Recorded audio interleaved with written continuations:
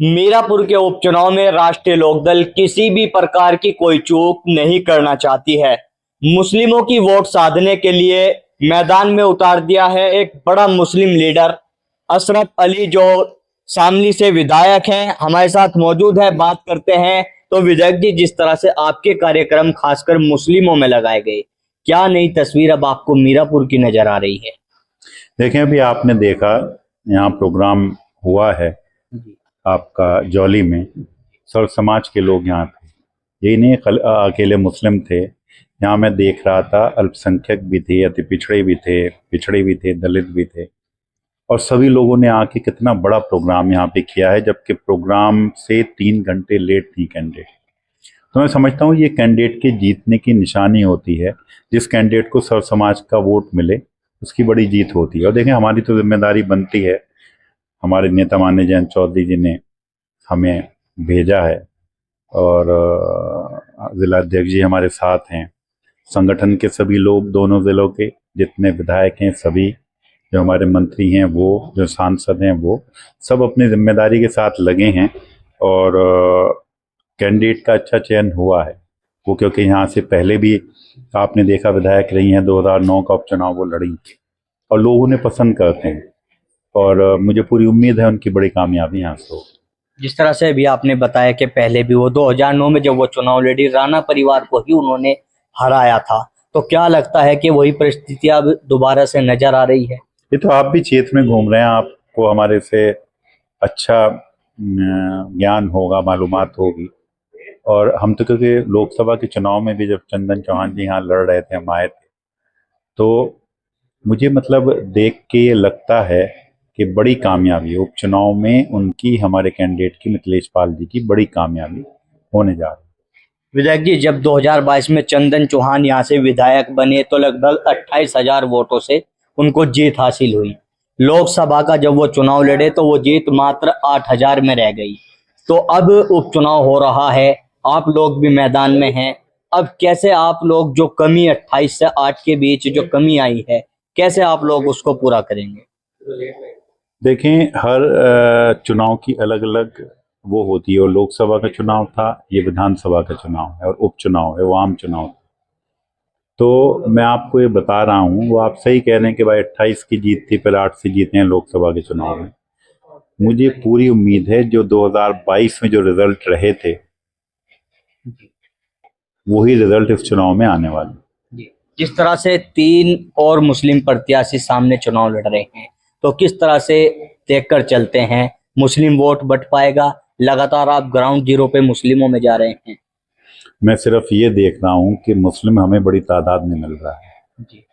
अभी आपने देखा यहाँ कितने अच्छे घराने में, जहाँ से जिनके पिताजी कितनी जिम्मेदार शख्सियत थी, खानदानी लोग हैं, विधायक रहे हैं 80 में, मट्टू मियाँ साहब, सब उनको जानते हैं। तो मैं जो कल भी यहाँ घूमा, आज भी घूमा, मुझे पूरी उम्मीद है कि हमें अल्पसंख्यक समाज का, मुस्लिम भाइयों का बड़ी तादाद में वोट। जैसे लगातार आप लोग जनता के बीच जा रहे हैं, किस तरह की क्षेत्र से जुड़ी चीजें सामने आ रही?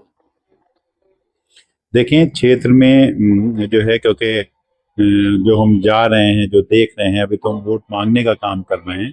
विकास के काम यहाँ हुए हैं, चंदन चौहान जी ने भी अपनी निधि से किए, उन्होंने भी अपनी निधि का पूरी यूटिलाइज की है। अब ये हमारी विधायक बनेगी, सत्ता की विधायक होंगी, निधि तो मिलेगी, उससे अलग भी लाकर क्षेत्र के विकास में जो है का काम किया जाएगा। अब आप मोहना शुगर मिल का देख लें, विस्तारीकरण का, उसका जो है विस्तारीकरण का ऐलान हो गया है, बजट उसका अलग से रखा गया है, मिल का विस्तारीकरण होगा, किसानों को बहुत बड़ा फायदा इसका मिलेगा। और अब सांसद भी, क्योंकि हमारी पार्टी से जो अलायंस से यहाँ पे चंदन चौहान जी हैं, वो भी केंद्र से जो है जितनी कोशिश हो सकती है, मुझे पूरी उम्मीद है क्षेत्र का विकास करने का काम करेंगे। और जब विधायक और सांसद एक पार्टी से होते हैं, उस क्षेत्र का विकास भी अच्छी तरीके से होता है। लेकिन जिस तरह से लगातार विपक्ष के जो प्रत्याशी हैं वो लगातार कह रहे हैं कि योगी जी आए थे, सौगात देकर गए हैं, लेकिन धरातल पे कोई चीज नजर नहीं आ रही है। जैसे मील की समस्या की बात हो, स्टेडियम की बात हो, सड़कों की बात हो। देखिए, मिल का मैंने आपको बताया है, हम तो विधायक हैं, क्योंकि बजट में बाकायदा इसके लिए अलग से फंड रखे गए हैं। और ऐसे नहीं कि वो माननीय मुख्यमंत्री जी ऐसे ऐलान कर गए हैं, वो तो जल्दी काम शुरू होगा, शायद हो भी गया हो। विस्तारीकरण होने जा रहा है, मिल का विस्तारीकरण होगा और इसका किसानों को पूरा पूरा लाभ मिलेगा। राष्ट्रीय लोकदल मुकाबला किससे मान के चल रही है विधायक जी सीट पर? मैं मानता हूं कि बड़ी जीत होने जा रही है। मुकाबला जो है, नहीं लगता इस सीट पे कि कोई मुकाबला किसी से होगा, मगर मुझे ये पता है कि बड़ी जीत है हमारे कैंडिडेट की। चुनाव बहुत अच्छा है, बड़ा प्यार, बड़ी मोहब्बत, जनता का पूरा भरोसा, पूरा प्यार जो है हमारे कैंडिडेट मिथिलेश पाल जी को मिल रहा है और उनकी एक तरफा जीत होगी। क्या संदेश हमारे माध्यम से मीरापुर की जनता के लिए, खासकर मुस्लिमों के हाथ में जिस तरह से इस सीट की हार जीत का फैसला होता है, क्या संदेश मुस्लिमों को आप देना चाहोगे? मैं ये कहना चाहता हूं कि देखिए, हमारे नेता माननीय जयंत चौधरी जी भाईचारे का नारा देकर आगे बढ़ने का काम राष्ट्रीय लोकदल ने हमेशा किया है। 2013 में जब माहौल खराब हुआ था, चौधरी साहब खुद आकर, आपने देखा 14 में यहाँ पर चुनाव लड़े, लोकसभा का मुजफ्फरनगर से चुनाव लड़े थे और भाईचारा कायम किया था, जबकि बहुत कम मार्जिन से चुनाव हार गए थे। मगर आपने उसके बाद उनका इंटरव्यू देखा होगा, उन्होंने ये कहा था, मैं बड़े चुनाव हार गया हूँ मगर भाईचारा स्थापित हुआ है। जो हमारे एक खला जो पैदा हुई थी, वो मेरे लड़ने से वहाँ पे ख़त्म हुई है। आपने देखा 2018 में जो उपचुनाव हुआ था लोकसभा का, जब हुकुम सिंह जी की डेथ हो गई थी, तो चौधरी साहब ने वहाँ से तबस्सुम हसन जी को लड़ाकर जो है जिताने का काम किया था। ऐसे माहौल में, जबकि उस वक्त कितनी दूरियां थी, समझे, उसके बाद में खुद 2019 में लड़े। और ऐसा नहीं है, हम लोग भाईचारे में विश्वास करते हैं, आपसी हम मिलजुल के ही आगे बढ़ सकते हैं, तरक्की कर सकते हैं। और मुझे पूरी पूरी उम्मीद है, जो हमारे पार्टी की सोच है, जो हमारे नेता की सोच है, अभी सब भाजपा के भी यहाँ पूर्व विधायक इस मीटिंग में थे, आपने देखे, उन्होंने भी कितनी अच्छी अच्छी बात की हैं।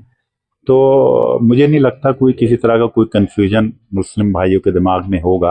वो भी सब देख रहे हैं, सब लोग समझदार हैं।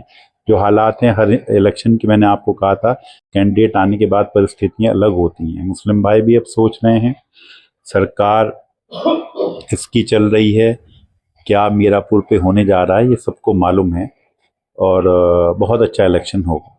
तो हमारे साथ में आरएलडी के विधायक अशरफ अली जी मौजूद थे, जो संदेश भी अपने समाज के लोगों के लिए दे रहे थे और मीरापुर की जीत से आश्वस्त नजर आ रहे हैं। लेकिन देखना होगा आखिरकार मीरापुर की जनता क्या फैसला लेने जा रही है।